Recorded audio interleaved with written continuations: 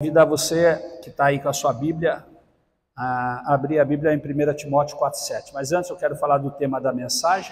O tema da mensagem dessa noite: combati o bom combate. Quero falar com vocês a recompensa e a responsabilidade nossa de ser fiel até o fim. A Bíblia compara a nossa jornada, a nossa caminhada na presença de Deus como uma batalha. A Bíblia fala que é uma batalha, o dia a dia, perseverar na fé. Por quê? Porque nós temos que travar uma guerra, e depois de travar dessa guerra é que a gente vai ter uma recompensa. Aqueles que forem fiéis durante essa guerra, diante dessas provas, essas lutas, vão receber a recompensa. Mas a responsabilidade de permanecer fiel até a morte é minha, é sua, é nossa.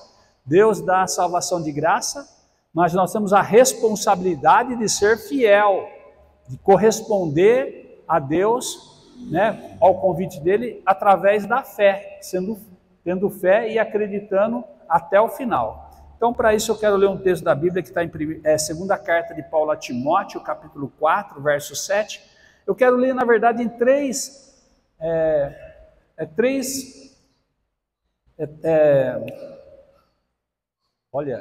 versões diferentes, três versões diferentes, né? Então, três traduções diferentes.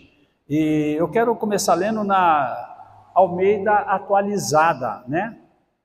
A Almeida Atualizada diz assim: combati o bom combate, completei a carreira, guardei a fé. Leia comigo: combati o bom combate. Então, Paulo está usando uma figura de linguagem de uma guerra. Combater, combate é uma guerra, né? E Paulo usa uma figura de linguagem muito usada na época dele, porque na época dele, quem dominava o mundo conhecido era o Império Romano. E o romano conquistava as nações através de guerra, de batalha. Então, Paulo usa essa linguagem de guerra porque era muito fácil das pessoas entenderem o que ele estava querendo dizer. É lógico que ele estava usando algo físico, algo do mundo natural, para explicar uma mensagem espiritual. Então, era um paralelo que Paulo fazia, falou: ó, se você entende o que é combater um bom combate, você vai entender o que eu quero dizer quando a gente guerreia no mundo espiritual. Era isso que Paulo estava querendo dizer, né? E ele estava falando combate o bom combate porque ele estava deixando claro para mim e para você que a vida dele espiritual era uma batalha, era uma guerra. E ele fala: eu combati esse bom combate, eu travei uma luta no mundo espiritual, completei a carreira, né, e guardei a minha fé. Agora vamos ver numa outra versão, que fica mais simplificada a gente entender. 2 Timóteo 4,7, eu quero ler na Nova Bíblia Viva. Diz assim: muito tempo lutei, incansavelmente, por meu Senhor, e no meio de tudo eu me conservei fiel a Ele, e agora chegou a hora de eu parar de lutar e descansar. Leia comigo: lutei incansavelmente. Então Paulo fala que a luta dele não foi uma vez só, não foi uma batalha que ele venceu num dia só ou num mês só, não. Ele fala que ele lutou incansavelmente. Então, desde o dia que ele se converteu até o dia da morte, ele passou por luta, ele passou por batalha, ele não teve dias fáceis. Não é como o hino nacional que fala assim: deitado em berço esplêndido. Não existe isso para aquele que serve a Deus. Por quê? Nós temos um inimigo, a Bíblia deixa bem claro: o diabo, o adversário de vocês, andam ao derredor de vocês. Então nós temos um inimigo que não dorme, que não descansa e que ataca eu e você diariamente. Então é uma luta que a gente não pode se cansar, não pode ser travar uma luta hoje e amanhã desistir da luta.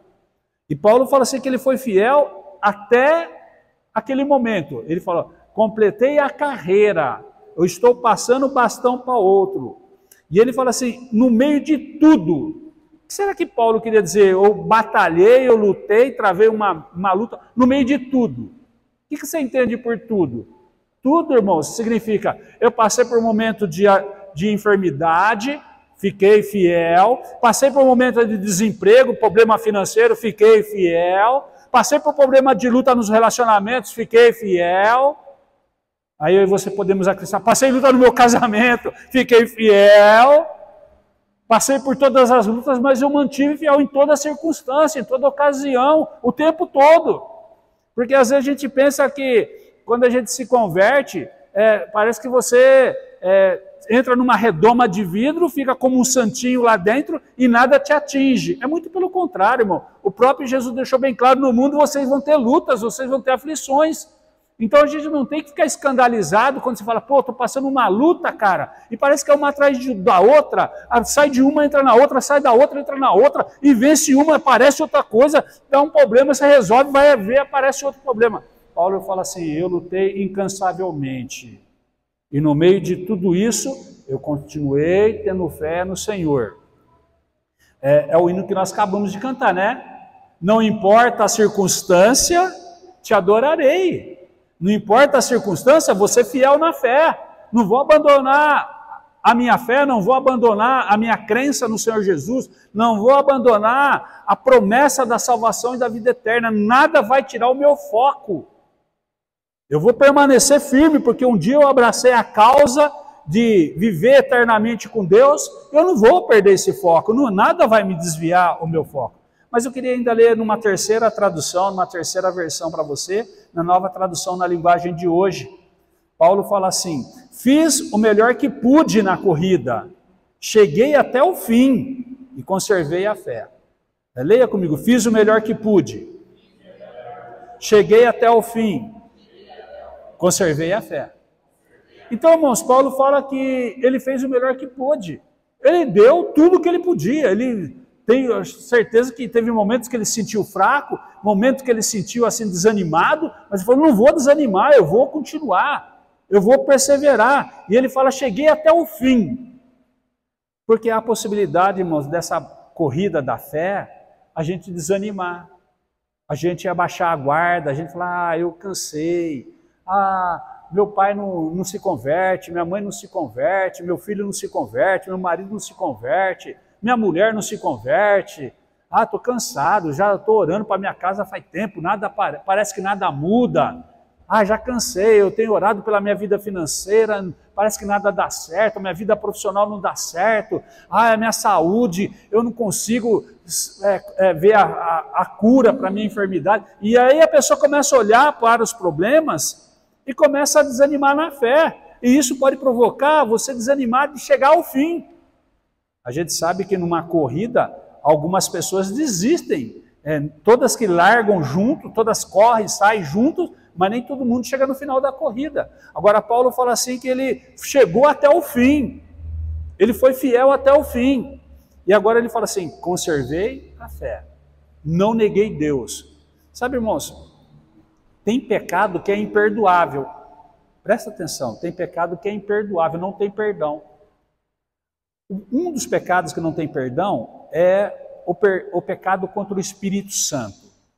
A pessoa que peca contra o Espírito Santo, irmãos, é imperdoável. E o que é o pecado contra o Espírito Santo? É você atribuir a Satanás aquilo que Deus está fazendo. Você consegue entender? Na época de Jesus, Jesus estava curando os doentes, expulsando o demônio. Aí os fariseus, os sacerdotes daquela época, os religiosos daquela época vieram até ele e falaram para ele assim, você está expulsando demônio pelo poder de Beelzebu, você está expulsando o demônio pelo poder de Satanás. Jesus falou, é impossível. Como eu sendo Satanás, estou expulsando Satanás. Se eu estou expulsando Satanás, eu estou dividindo o meu reino.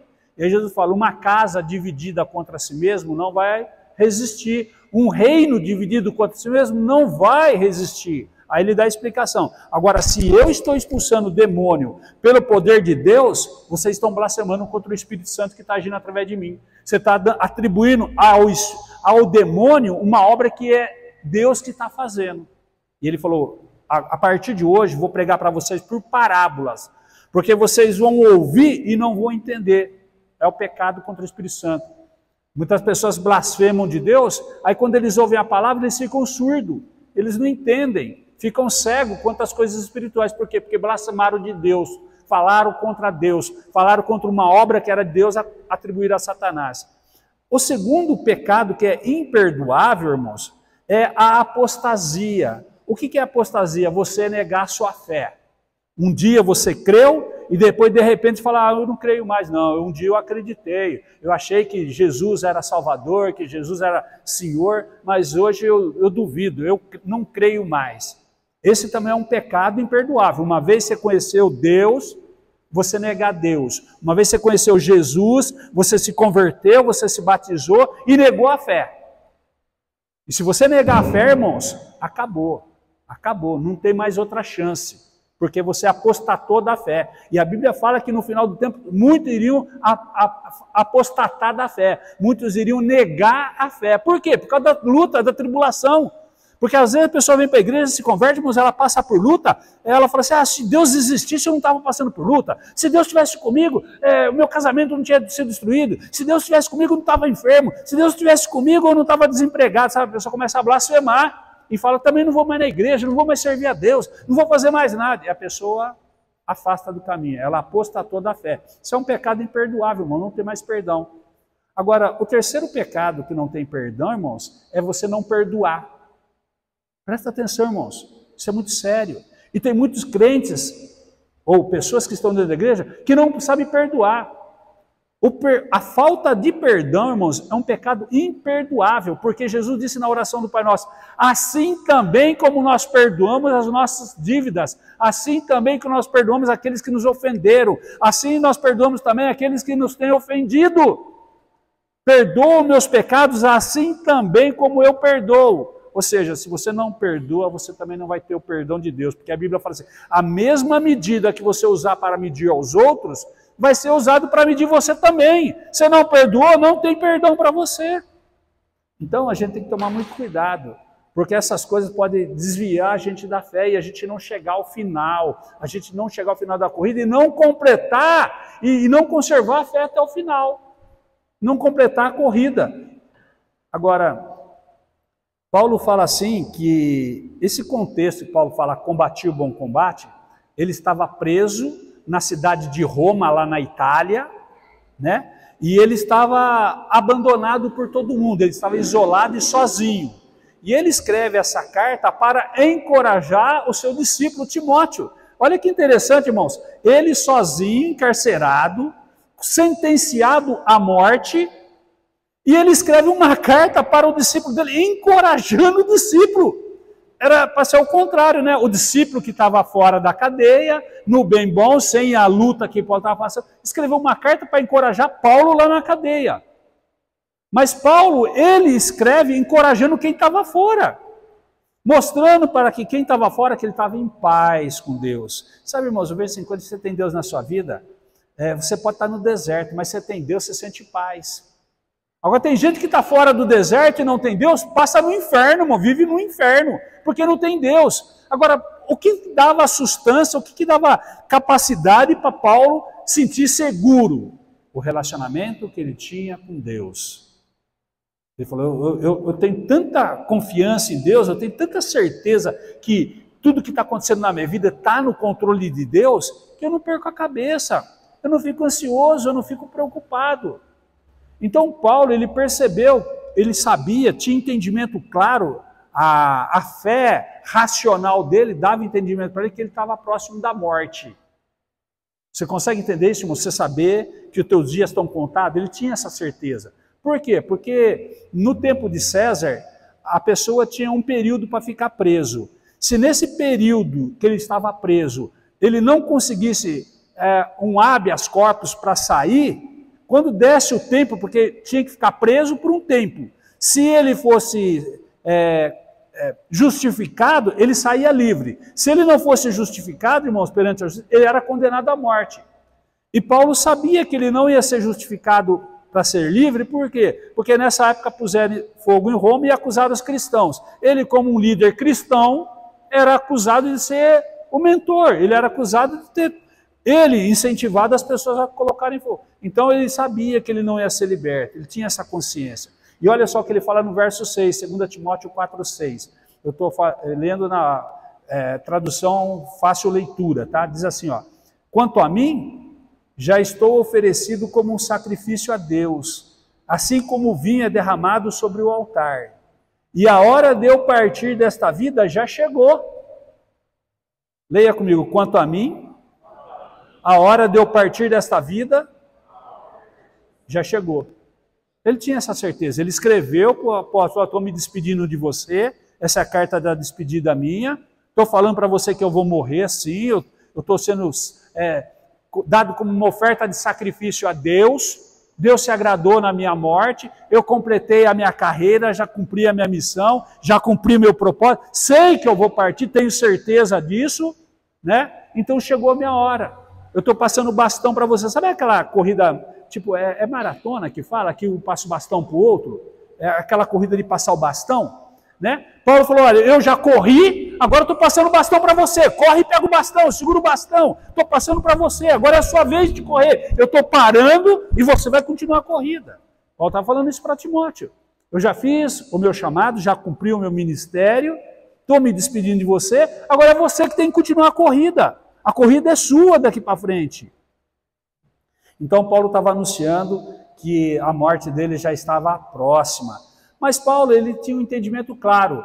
Ele não estava com raiva de César, não estava com raiva de Herodes, não estava com raiva de nenhum ser humano, porque ele tinha um entendimento claro.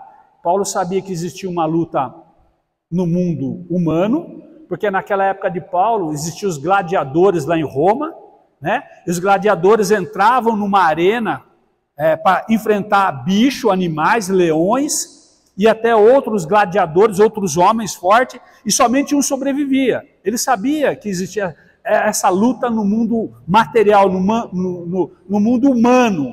O ser humano tinha que lutar uma luta, mas não era sobre essa luta que ele estava falando. Paulo fala: eu combati o bom combate. Ele não estava falando que ele foi jogado na cova dos leões, que ele teve que enfrentar os bichos, que ele teve que enfrentar gladiador, outros homens mais fortes para sobreviver. Ele não estava falando dessa luta. Ele estava falando para nós, como cristãos, nós enfrentamos uma luta no mundo espiritual. Presta atenção, irmãos, eu queria que você soubesse disso. Todo cristão, toda aquela pessoa que assume um compromisso com Deus, com Jesus, entrou numa luta, irmãos, entrou numa briga, você saiba disso. Você se converteu, você entrou numa briga. Por que você entrou numa briga? Porque você saiu do campo do inimigo, você virou as costas para o diabo, você virou as costas para Satanás, você saiu do time dele e veio jogar no time de Jesus. Você mudou de time, você mudou de lado. Falava: antes eu gostava das coisas ruins, eu gostava da pornografia, eu gostava de roubar, eu gostava de mentir, eu gostava de beber, eu gostava das coisas erradas, mas agora eu não gosto mais. Quer dizer, você virou casaca. Você mudou de time, você mudou de lado. Antes você fazia tudo que agradava o diabo, tudo que o diabo gostava você fazia, porque te dava prazer, e de repente você fala: não quero mais, eu estou rompendo com você, vou passar no time de Jesus, vou andar certo, vou ser uma pessoa honesta, vou ser um cara bacana, vou ser um cara da paz, não quero mais fazer mal para ninguém, quero ser uma pessoa direita. O diabo falou: agora você virou meu inimigo, você virou as costas para mim, agora você está do outro lado de Jesus.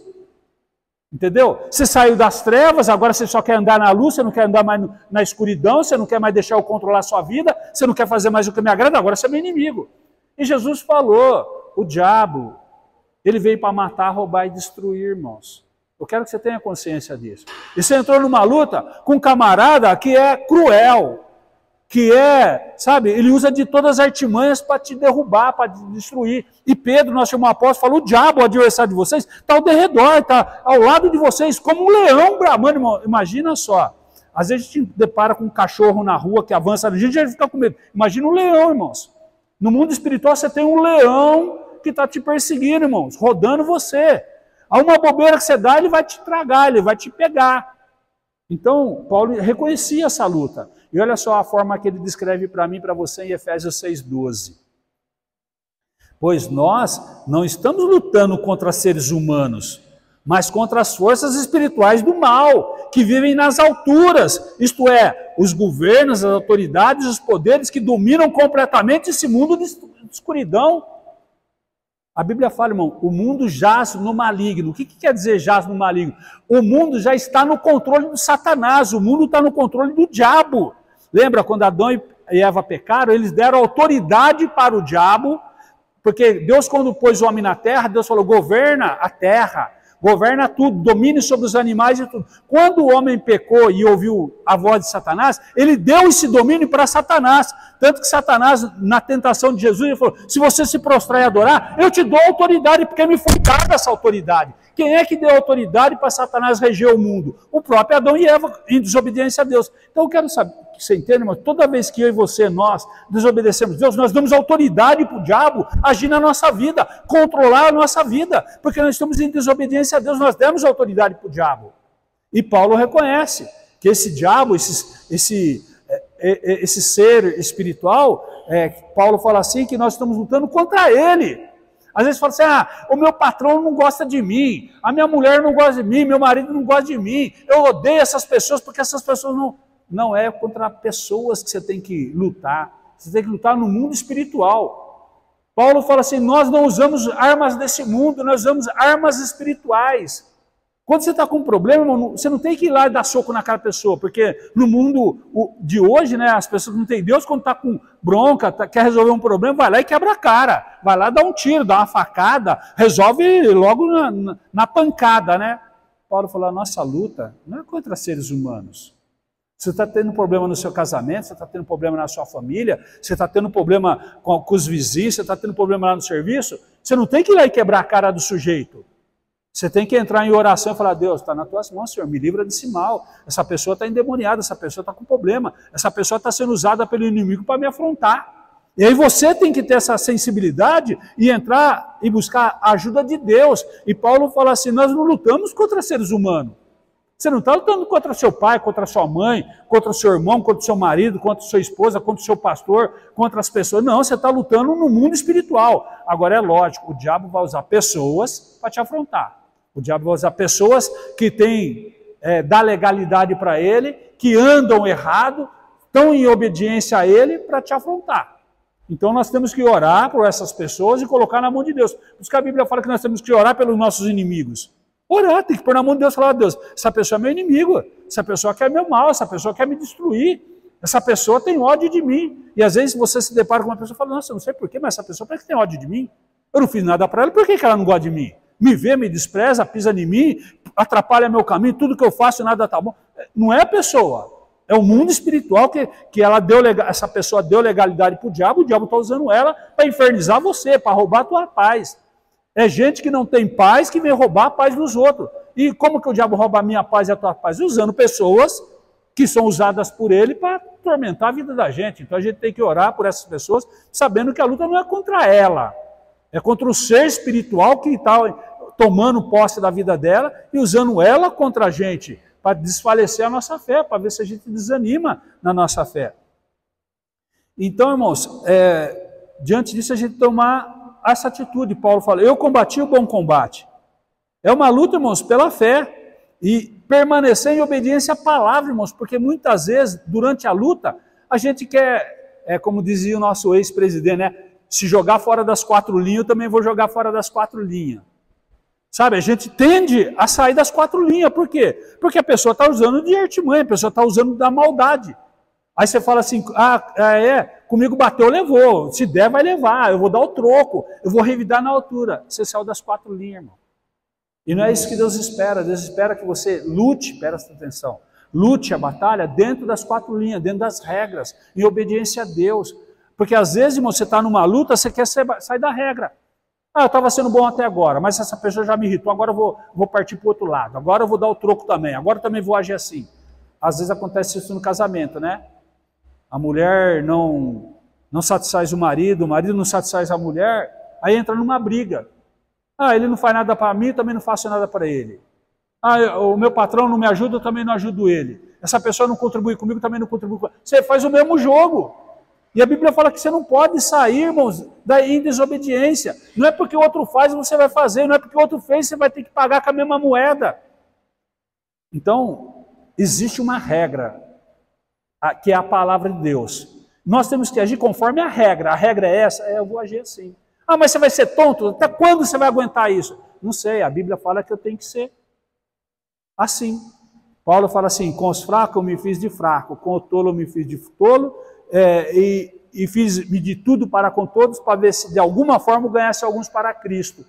Tem hora que eu vou ter que passar de trouxa, irmão, de bobo, para ganhar esse trouxa, esse bobo para Cristo. Por quê? Porque é assim que se ganha.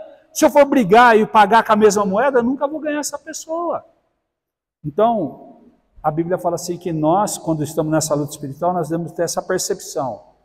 Eu vou jogar conforme a regra. Qual é a regra? A Bíblia. A Bíblia fala assim, eu vou fazer meu papel de homem, vou fazer meu papel de mulher, vou fazer meu papel de cidadão. Se o governo cumpre o papel dele, eu não cumpro, se ele pega os nossos impostos, não é problema meu, eu tenho que fazer o meu papel de cidadão, tenho que fazer meu papel de pai, tenho que fazer o meu papel de mãe, tenho que fazer o meu papel de marido, tenho que fazer o meu papel de esposa, porque Deus vai cobrar de mim o meu papel. O papel dos outros eu não vou dar conta, irmãos. Tanto que Paulo, na carta aos Efésios, ele fala assim, vós maridos, ajam assim. Aí ele fala, vós mulheres, ajam assim. Vós pais, ajam assim. Vós filhos, ajam assim. Por quê? Porque Deus vai chamar cada um na sua posição. Você é filho? Você é filho. Você vai ser tratado como filho. E você vai ter que seguir a regra de filho. Você é pai? Você vai ser tratado como pai. Você vai ter que seguir a regra dos pais. Você é mãe? Você vai ter que seguir a regra de mãe. Porque você vai ser julgado pela regra da mãe. Você é esposa, você vai ser julgado conforme a regra da esposa. Qual é o papel da esposa? Qual é o papel do marido? Qual é o papel do pai? Qual é o papel do filho? Você vai ser julgado conforme o seu papel. A regra é essa. Então não se preocupe, irmãos, porque às vezes a gente desfalece na fé, porque a gente fala, mas ninguém faz assim, só eu que vou ser trouxa, por que só eu que tenho que fazer o papel? Nessa empresa todo mundo vai embora antes do horário, por que eu tenho que ficar até o último horário? Por que eu tenho que ser fiel? Por que eu tenho que fazer? Não importa os outros, irmão. As pessoas, o mundo não é parâmetro para eu e você. Eu queria que você entendesse isso. A regra para mim e para você é a palavra de Deus. Eu tenho que andar em obediência ao que diz a palavra. A palavra diz assim, vai ser assim. Ah, mas só você que é trouxa mesmo. Só os idiotas que faz isso. Bom, então eu vou ser idiota, eu vou ser tonto. Vou me fazer de tonto com os outros. Por quê? Porque eu quero andar na regra, não vou sair fora das 4 linhas. A regra é essa, eu vou permanecer na regra. Então Paulo fala que nós devemos ser obedientes à palavra e através da nossa fé. Então, irmãos, eu, você, nós os cristãos, nós podemos enfrentar tentação, nós podemos passar por momentos de desânimo, nós podemos passar por momentos de doença, nós podemos ter conflito dentro de nós mesmos, mas a gente não pode uma coisa, perder a fé. Deixar que a nossa fé se enfraqueça por causa das circunstâncias. Nós acabamos de cantar, não importa a circunstância, te adorarei. Não importa, irmão, estou passando por luta, estou passando por dificuldade, estou passando por tribulação, estou passando por momento de doença, estou passando por isso, por aquilo, mas eu não vou desanimar, vou guardar a fé, vou permanecer fiel. Por isso que Paulo falou, eu fui fiel até o fim, combati o bom combate, cerrei a carreira, mantive a minha fé, a minha integridade perante Deus. Joguei dentro das 4 linhas, joguei conforme a regra. A regra fala que é assim que vai ser. Tem que ser, é uma atitude, irmãos, que a gente tem que tomar de obediência à palavra. É uma responsabilidade minha e tua. Agora, o livre-arbítrio, irmãos, permite você fazer o que você quiser. Diante do livre-arbítrio, você fala, mas Deus deu o livre-arbítrio, eu faço o que eu quero, é verdade. Só que também, de acordo com a tua posição, você vai receber a tua recompensa também. Então, todo mundo vai prestar conta. O livre-arbítrio é dado a todos. Mas eu prefiro abrir mão do meu livre-arbítrio e fazer a vontade de Deus, porque foi assim que Jesus ensinou. Pai, não seja feita a minha vontade, seja feita a tua vontade. Lembra, Jesus lá na cruz, ele teve a possibilidade, ele tinha a possibilidade de descer da cruz. Ele tinha a possibilidade de pedir para uma multidão de anjos descer, acabar com aqueles soldados que estavam querendo crucificar ele, acabar com aquele povo, mandando fogo do céu. Ele tinha esse poder. Mas ele falou, não quero isso, Pai. Eu quero a tua vontade. Ele abriu mão do livre-arbítrio. E muitas coisas na minha vida e na tua vida, irmãos, se a gente quer ser abençoado por Deus, nós vamos ter que abrir mão da nossa vontade. A minha vontade era pegar pelo pescoço, a minha vontade era fazer o mesmo, dar o troco, fazer isso. Mas eu não vou fazer isso. A vontade é essa. Mas eu não vou fazer não. Sabe por quê? Porque eu amo a Deus. E eu não vou perder a minha salvação, não vou perder a minha fé por causa de uma coisa pequena dessa. Não é isso que vai pagar a minha salvação. Não é isso que vai ter o mesmo valor que a minha salvação. E às vezes a gente troca, irmãos. O diabo dá para você 1 minuto de glória em troca da tua salvação e a vida eterna. Um prazer momentâneo a troco da eternidade toda com Deus. E às vezes a gente troca, irmãos, como Esaú, que trocou um momento de fome com a primogenitura dele. A Bíblia diz que Esaú ele tinha o direito de ser o primogênito, a bênção do primogênito. mas por causa de um momento, irmão, de fome. Ele falou, que adianta a minha primogenitura se eu estou com fome? Eu quero saciar minha fome. E o diabo, irmãos, presta atenção, o diabo pode saciar a tua fome. Presta atenção, momentaneamente o diabo pode saciar a sua fome. Sua fome é dinheiro, o diabo pode te dar momentaneamente. A sua sede, a tua fome é ser curado de uma enfermidade, sabe que o diabo pode operar milagre, irmãos. O diabo pode te dar uma cura. Só que em contrapartida, você vai dar para ele a vida eterna tua, que era garantida por Deus, você perdeu. Você vai perder a bênção maior que é a salvação, a eternidade toda com Deus, a troco de uma bênção momentânea. É tipo assim, comparar um conta-gota, pegar um conta-gota e pegar uma gotinha e pôr num copo. Comparar com o oceano. O que é uma gota comparada com o oceano? Assim é a vida nossa aqui na Terra, comparada com a eternidade. Peraí, mano. Uma vontade de espirrar? Tá assim, não é? Me desculpa. Então, o que é comparar uma gota d'água com o oceano? É isso que o diabo tenta pôr para mim e para você. Um minuto de glória, um momento de prazer, a troco do quê? Da salvação da vida eterna. Tem muita gente que chuta o balde, irmãos. Judas, por causa de 30 moedas, perdeu a preciosidade maior, que era ver a eternidade com Deus, por causa de 30 moedas de prata. O diabo deu para ele.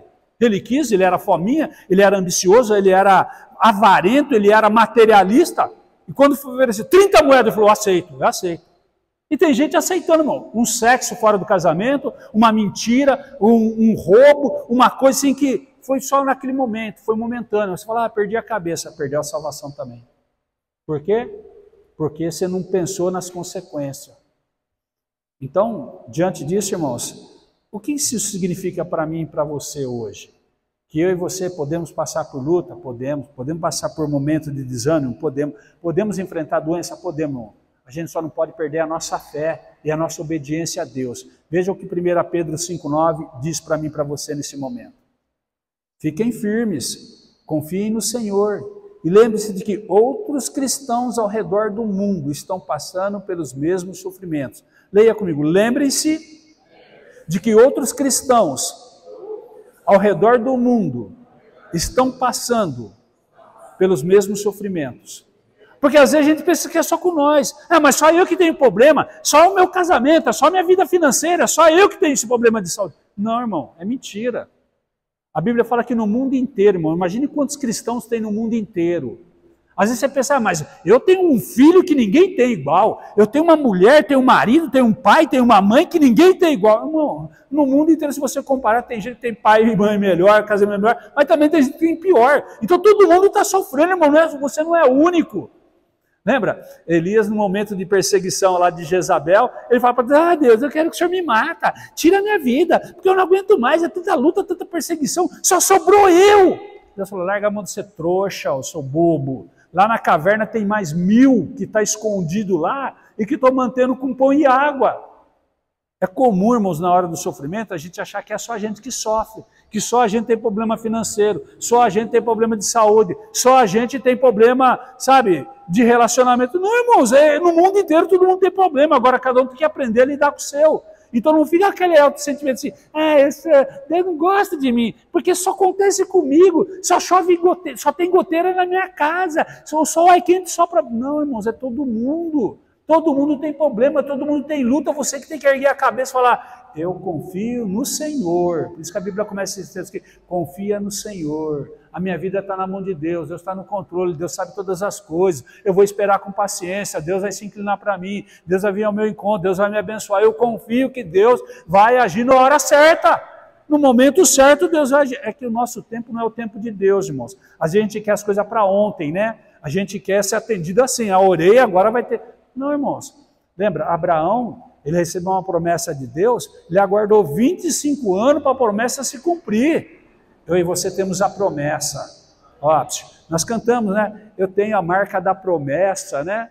Você tem mesmo, irmão, você tem a promessa da vida eterna, você tem a promessa da salvação, você tem a promessa que Deus vai cuidar de você sempre, Deus não vai te abandonar nunca. Essa é a promessa, mas só que o tempo de Deus não é o nosso tempo, e nós pensamos que Deus vai agir para ontem. Deus vai agir instantaneamente, eu orei e vai acontecer. Não, irmão, nem sempre vai acontecer na hora. Então tenha essa consciência, Não perca a fé, não desanime, porque eu tenho certeza, irmãos, que Deus, como diz a palavra, Ele não é homem para que minta, e nem filho do homem para que se arrependa do que Ele falou. Deus vai cumprir a promessa na minha vida e na tua vida, irmãos. Deus vai cumprir, não sei quando, não sei a hora, mas Deus não mentiu. E as promessas que Ele tem para mim e para você, Ele vai estar, porque a Bíblia fala, eu estarei com vocês todos os dias. Ó, Deus vai estar comigo, com você todos os dias. Tem luta. Irmão, vou falar uma coisa para você. É melhor ter luta e ter Deus ao nosso lado do que não ter luta e não ter Deus, viu? É melhor. Então, se contenta, está com a luta. Tem luta, mas maior é o que está comigo. Maior é aquele que pode todas as coisas, está comigo. E aí, como diz Paulo o apóstolo, se Deus é por nós, quem será contra nós? Não temos que ter medo, não tem que ficar ansioso, não tem que ficar preocupado, não. Agora, eu disse assim que é uma responsabilidade nossa manter a fé até o final. Agora, o que eu ganho? O que você ganha de manter fiel? Ah, pastor, é muito sofrimento, é muita luta, aguentar esse marido, aguentar essa mulher, aguentar essa política desse governo, aguentar meu patrão, aguentar essa enfermidade, é muito. O que eu ganho com isso? Aí Paulo fala, combati o bom combate, se recaída, guardei a fé. Bem sei o tesouro que está guardado para mim e por todos aqueles que aguardam a vinda do Senhor. Veja que está escrito em 2 Timóteo 4,8.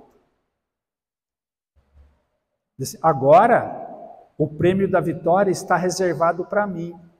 O Senhor, que é o justo juiz, que sempre faz o que é justo, irá me dar esse prêmio naquele dia. E não apenas para mim, mas também a todos que esperam ansiosamente a sua chegada. Leia comigo, o prêmio da vitória está reservado para mim. Bate assim no seu peito e fala assim, o prêmio da vitória está reservado para mim. Eu tenho um prêmio, Deus vai me dar um prêmio, Deus vai me dar a recompensa. Suportei tudo isso, passei tudo isso, mas não foi em vão. A minha luta não foi em vão, eu corri, mas tem uma recompensa, eu não desanimei, fui fiel até o fim, mas eu vou receber uma recompensa. E ele fala, não é só eu, aí Paulo fala, não é só eu que vou receber essa recompensa. Ele fala, não apenas para mim, mas também para todos. Leia comigo, e não apenas para mim, mas também a todos. Paulo estava falando de mim e de você. Paulo estava falando de mim e de você. A todos que estão aguardando a vinda do Senhor, porque quando ele fala aquele dia, é o dia do retorno. Porque Jesus falou assim, eis que volto, venho sem demora, e comigo está o prêmio, a recompensa daqueles que estão me esperando. A pergunta é, você está esperando Jesus voltar? Graças a Deus, estou esperando, ansioso. A coisa que eu mais quero é ver a volta do Senhor Jesus, falar, Senhor, volta logo, porque o dia que ele voltar, irmãos, a Bíblia fala assim que ele vai ter uma recompensa, um galardão para dar para mim e para você. Você pode dar um glória a Deus? Graças a Deus, irmãos, a nossa luta não é em vão. O seu sofrimento não é à toa, não é por acaso.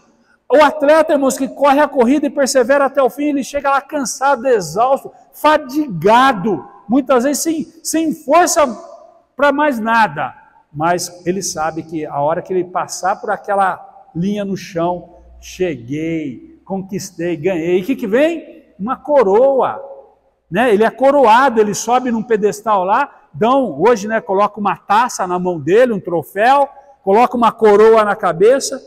Paulo usa símbolos materiais, símbolos físicos, símbolos humanos, para representar algo espiritual. Deus tem uma recompensa para mim e para você. A vida eterna no paraíso com Ele. Um dia nós vamos morar num lugar onde não tem tristeza e nem dor. Não vai ter mais choro, irmão, não vai ter mais pranto, não vai ter gente desonesta, não vai ter mais corrupção. Só de sabermos que não vai ter choro e nem tristeza e nem dor, já está sofrendo. Não vai ter mais dor de dentro, não vai ter dor de ouvido, não vai ter dor de barriga, não vai ter dor de dengue, não vai ter covid, não vai ter mais peste, praga nenhuma para te atormentar, para te deixar sem paz, não, irmão. Não vai ter mais esse calor escaldante de 40 graus aí que a gente está passando. Não vai ter mais, irmão. Sabe por quê? Porque lá a Bíblia fala assim que não vai haver mais sol e nem lua, porque Deus vai ser tudo para nós. Vai voltar no paraíso, né? Lembra? No paraíso era assim, Adão e Eva eles viviam nu e não sentiam o sol queimar a pele e, em contrapartida, também não sentia frio, porque não tinha frio e nem calor. Era um clima com ar-condicionado. Eles viviam no paraíso, tinha um ar-condicionado ligado o dia inteiro. Eles ficavam na boa, sem calor, como é gostoso, né? A gente que tem um ambiente assim, de ar-condicionado, tá calor lá fora, você fala, eu tô fresquinho aqui dentro, eu tô gostoso aqui, ó, todo mundo morrendo de calor lá, eu aqui. Essa é a recompensa, irmão, para mim e para você que vai morar no céu. Você pode dar um glória a Deus? Ô, irmão, não vai ter mais choro, não vai ter tristeza, não vai ter dor, que mais que nós precisa? E mais, irmãos, o mais importante, nós vamos estar na presença de Deus. Deus vai estar com a gente para sempre. Então, irmãos, não sei a luta que você está passando, de repente você fala assim, pô, tem hora que eu penso em parar, cara. Tem hora que eu penso em desanimar, penso em largar a fé, penso em sair da igreja, penso que não vou mais orar também, não vou mais ler a Bíblia, não vou fazer mais nada, eu também nem vou mais buscar Deus, é tanta luta que tem hora que eu penso em chutar o balde, não faça isso, irmão. Segura firme até o final, resista firme, nem que você chegar que nem aquele atleta de uma Olimpíada lá, que chegou cambaleando, né, caindo, mas chegou e cruzou. Caiu, depois que passou a linha também desmaiou, né, mas cruzou a linha de chegada. Eu quero falar para você, combate o bom combate, irmão. Vai ter uma recompensa muito grande, vale a pena. É uma responsabilidade, irmão, porque nós temos o livre-arbítrio e nós podemos desistir a qualquer momento. Qualquer momento você pode chutar o balde, qualquer momento você pode falar, vou virar as costas para Deus, não quero mais servir a Deus, vou embora. É um direito seu, irmãos. Só que você vai perder a recompensa. Então sai daqui com essa mensagem, eu tenho a responsabilidade diante de Deus. Fiz um voto com Deus, um dia aceitei Jesus, e esse aceitar Jesus é para sempre. Nunca mais quero abandonar o Senhor. Eu falo na minha oração, Deus, eu quero te servir por toda a minha vida e por toda a eternidade. Na eternidade eu quero estar com o Senhor. Quero estar junto, quero estar aos seus pés, quero ser o teu servo, quero estar na tua presença. Porque eu tenho certeza, irmãos, que vai ser a recompensa maior da nossa existência, é estar com Deus para sempre. Amém?